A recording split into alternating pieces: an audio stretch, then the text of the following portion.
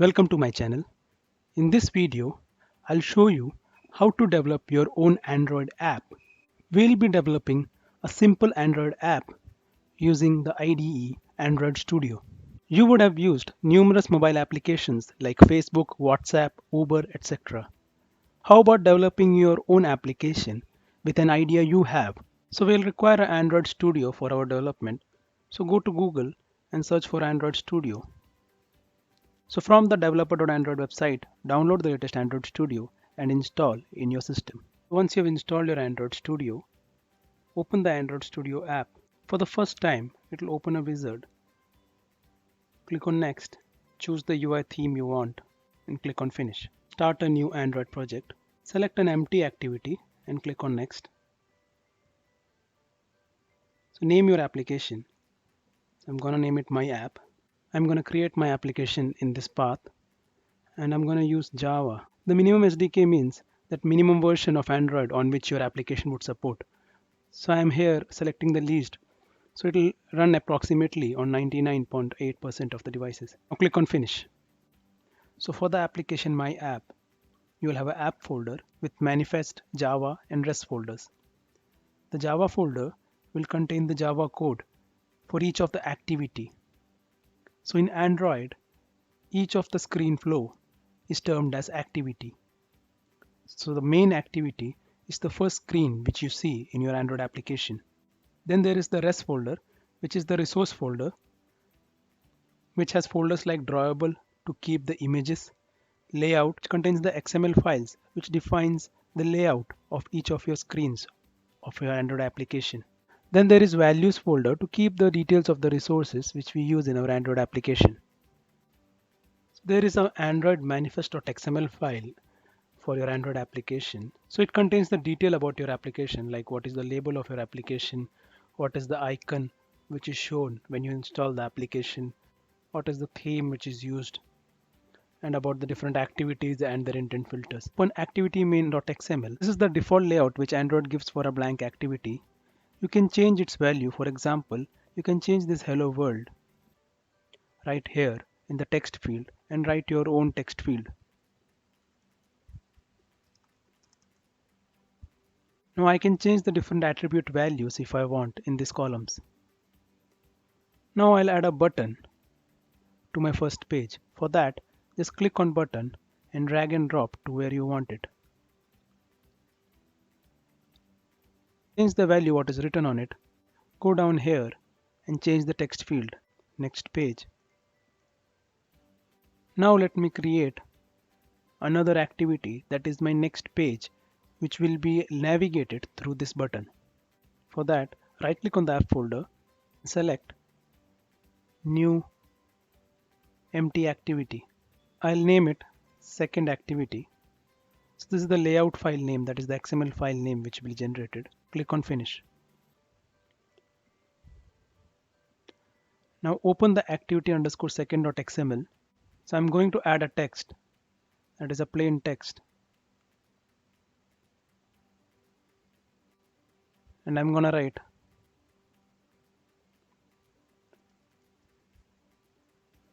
welcome to second page. So instead of writing it here, I can also use the string.xml present in values folder. I can type string name equal to, say, second underscore page, and I write the value welcome to second page, and I can use this name in my activity second.xml as @string / second page. The value has been replaced from our strings.xml. So that is the standard procedure. Whatever text you want to print in your Android page, just write it in strings.xml and call it using @string.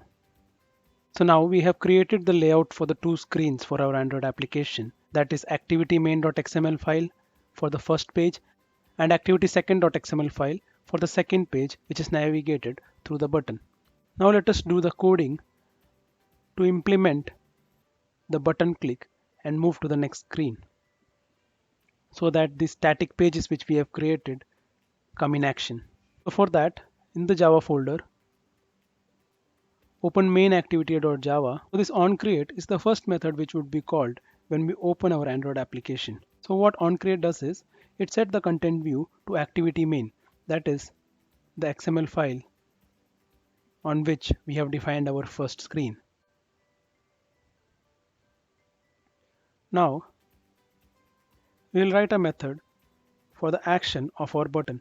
So write public void onClick method, and we'll take view as the parameter. Now this onClick method should be called when we click the next page button on the activity main.xml. So for that, click on the button, and down here you will find an onClick attribute.